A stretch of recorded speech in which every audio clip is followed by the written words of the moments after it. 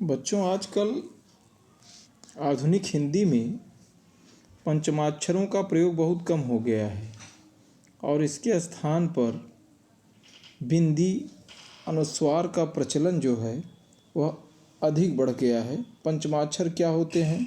अंग, इय, ड़, न, म। बच्चों, अंग से लेके न तक का जो उच्चारण होता है वह यन के रूप में होता है और म का उच्चारण जो होता है वह यम के रूप में होता है। अगर आपसे पूछा जाए कि आप यह बताइए, 3 शब्द यहाँ लिखे हुए हैं, घंटा, घंटा, घंटा। यदि तीनों को आपसे पूछा जाए कि इसमें से शुद्ध शब्द कौन सा है, तो शायद आप या तो पहले को बताएंगे, या तो दूसरे को बताएंगे, या तो तीसरे को बताएंगे। यदि आपके पास का जानकारी है तो आप शुद्ध शब्दों का उच्चारण करेंगे, नहीं तो आप गलत शब्दों का उच्चारण करेंगे। झंडा आपको लिखना है तो आपके दिमाग में तो यह है कि हमें केवल आधा न दिखाना है, चाहे झ के ऊपर बिंदी लगा के आधा न दिखाएं, चाहे अड़ का आधा अड़ का प्रयोग करके दिखाएं, चाहे तो झ के बाद आधा न लगाएं, झंडा। और अक्सर बच्चे जो होते हैं यही गलती कर देते हैं। तो आज हम पंचमाक्षर क्या है और इसका प्रयोग हमें कहाँ करना चाहिए, इसी के बारे में हम आपको जानकारी दे रहे हैं। कई शब्दों में आप देखते हैं शिरोरेखा के ऊपर एक बिंदु लगा रहता है, जिसे क्या कहते हैं? जिसे कहते हैं अनुस्वार। अनुस्वार देखिए आप, और इसी के बाद अनुस्वार को ही हम कहते हैं पंचमाक्षर, जो कि स्पर्श व्यंजन जिसे कहते हैं। स्पर्श व्यंजनों की संख्या जो होती है वह होती है 25। अब देखिए, जैसे कहाँ पर हम अनुस्वार का प्रयोग करेंगे और कहाँ पर पंचमाक्षर के आधा अक्षर का प्रयोग करेंगे, इस उदाहरण के माध्यम से पूरी तरह से हम स्पष्ट कर दे रहे हैं और आप भी समझ जाएंगे। देखिए बच्चों, जैसे इस उदाहरण में आप देखिए, यहाँ लिखा है कंघा। तो कंघा क के ऊपर बिंदी, और इसके अलावा अक्सर आप देखते हैं क आधा अंग और घ में एक मात्रा घा, कंघा, ऐसे भी आप कहीं लिखा पाएंगे।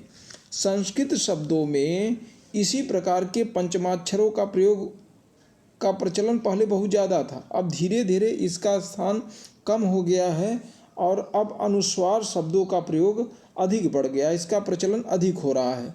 तो कंघा के यहाँ अंग कैसे आया? कहीं आप कंघा ऐसे लिखा देखते हैं और कहीं कंघा ऐसे लिखा देखते हैं। तो अब कंघा में बच्चे क्या करते हैं? कंघा में आधा न लगा देते हैं। आधा न लगा देते हैं तो गलत हो जाता है। अब एक क के आगे का वर्ण क्या है? देखिए घ है, तो घ है तो इसका मतलब एक क वर्ग में आता है। क, ख, ग, घ, अंग। तो जो यह अंग है उसका उच्चारण हम बीच में करेंगे। जैसे बच्चों देखिए, आपसे कोई कहा कि लिखे गंगा, तो आप तो ग के ऊपर अनुस्वार लगा के गंगा लिखते हैं, या तो आप ऐसे लिख देंगे, ग लिखेंगे और अंग लगा करके फिर गा लिखेंगे, गंगा। अब दोनों में सही कौन है? दोनों ही सही है।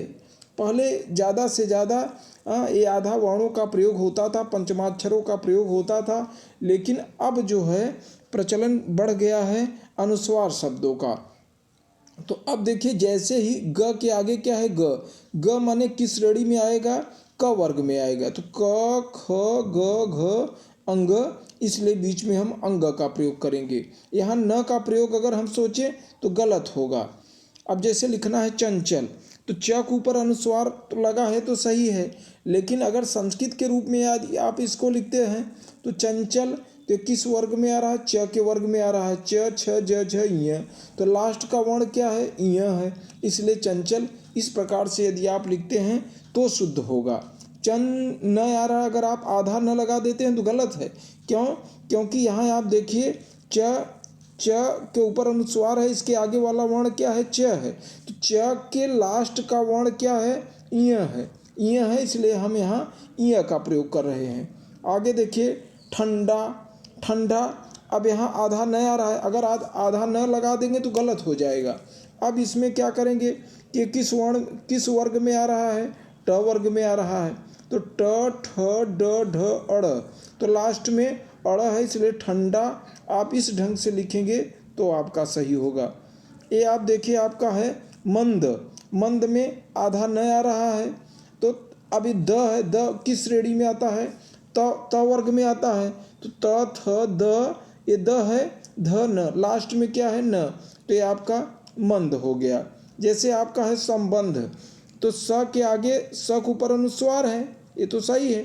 अब आगे ब है, ब किस वर्ग में आएगा? प फ ब भ म, लास्ट में म आ रहा है। जब लास्ट में म आ रहा है तो आधा म हो गया। ये ध है, ब के आगे ध है, तो त थ द ध न, तो संबंध। इस प्रकार से यदि आप लिखते हैं तो आपका सही है। अक्सर देखिए जैसे चंचल, अब चंचल में चंचल च के ऊपर अनुस्वार है, आगे का वर्ण च है, ये च वर्ग में आ रहा है, तो यही च छ ज झ य चंचल। यदि आप चंचल यह लिख देते हैं च आधा न च ल, तो ये गलत हो जाएगा। क्यों गलत हो जाएगा? क्योंकि न का स्थान इया लेगा, आधा इया लिए लेगा, और आधा इया का यदि आप प्रयोग नहीं करते हैं तो गलत हो जाएगा। जैसे है संबल, तो अगर संबल, तो ये ब है, ब माने किस वर्ग में आएगा? प फ ब भ म, तो लास्ट का वर्ण म है, तो संबल। संबंध निरंतर, अब र के आगे त है, तो आधा न, त थ द ध न, लास्ट का वर्ण न दिख रहा है, तो यहाँ हो जाएगा आपका निरंतर। और कहाँ पर बच्चों पंचमाक्षर का प्रयोग होता है? जहाँ पंचमाक्षर अपने वर्ग के माने 4 वर्ण, जैसे क वर्ग में देखिए तो क ख ग घ अंग नहीं, च वर्ग में देखिए तो च छ ज झ इय नहीं, ट ठ ड ढ त थ द ध प फ ब भ म नहीं। तो जहाँ पंचमाक्षर अपने वर्ग के 4 अक्षरों के अतिरिक्त किसी और अक्षर के साथ संयुक्त हो रहा है, वहाँ बिंदी की प्रयोग की अनुमति नहीं है। जैसे अन्य, अब न के आगे यह है, तो यह पंचमाक्षर में नहीं आ रहा है, इसलिए यहाँ आपको अनुस्वार का प्रयोग नहीं करना है, बल्कि आधा न लिखना है। उन्मुख, अब न जो आ रहा है त थ द ध न, अब ये म जो है म के वर्ग में नहीं आ रहा है, इसलिए आपको उन्मुख लिखना है। और कहाँ पर हम पंचमाक्षर का प्रयोग नहीं करते, अनुस्वार का प्रयोग न करके पंचमाक्षर का प्रयोग करते हैं। कहने का तात्पर्य है कि पंचमाक्षर जब दोबारा आए तब भी बिंदी का प्रयोग नहीं होता। जैसे देखो बच्चों, आपका यह क्या है? यहाँ है अन्न, अन्न देख रहे हैं ना, तो न 2 बार यदि आ गया तो आप बिंदी नहीं लगाएंगे, अनुस्वार का प्रयोग नहीं करेंगे। सम्मेलन, सम्मति इत्यादि। तो निश्चित रूप से आप यह वीडियो देख करके कहाँ पर पंचमाक्षर का प्रयोग होता है आप समझ गए होंगे। धन्यवाद।